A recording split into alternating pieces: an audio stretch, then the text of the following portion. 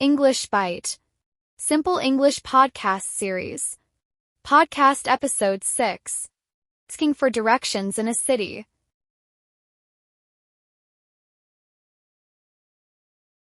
Hi and welcome back to English Bite. I'm Sarah and I'm so glad you're here with me today. In this episode, we're going to explore something every traveler and city dweller needs to know: how to ask for directions in English. Getting lost isn't always a bad thing. Sometimes it helps you discover new places. But when you really need to get somewhere, like the train station, a museum, or your hotel, it's important to be able to ask for help clearly and politely. So today, we're going to walk through different situations where you might ask for directions and how to understand the answers, too. Situation 1. Looking for a train station. Imagine you're in a city you don't know well. Maybe it's London, maybe New York, maybe Berlin. You're trying to find the train station, but your phone has no battery and you're not sure which way to go. You see someone on the street, maybe a young woman standing outside a shop, and you say, "Excuse me, can you help me?"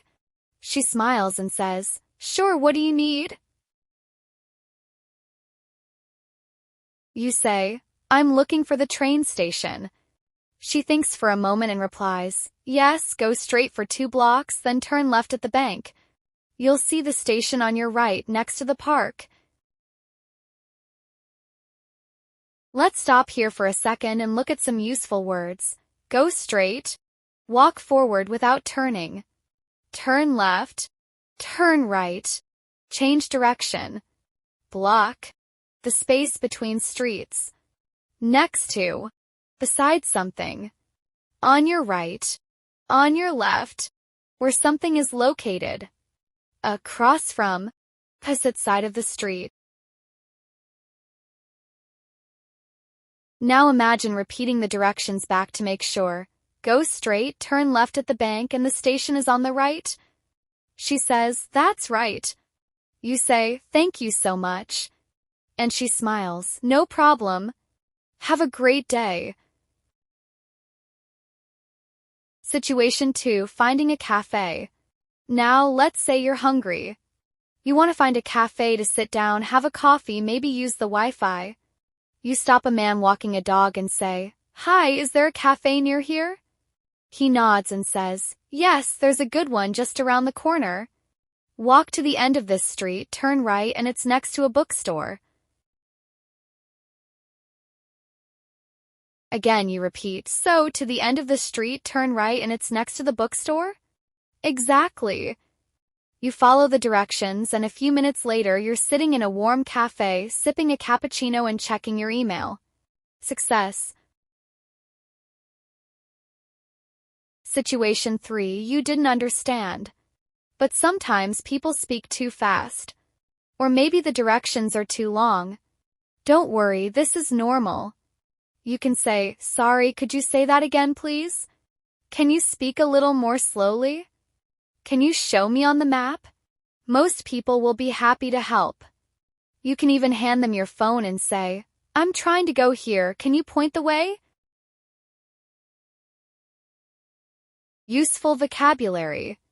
Here's a quick list of helpful direction phrases. Go past, walk beyond a building or object, between, in the middle of 2 things, behind, the back of something, in front of, opposite the entrance or face, at the corner, where 2 streets meet, take the first left or right, turn at the first opportunity, cross the street, walk from one side to the other.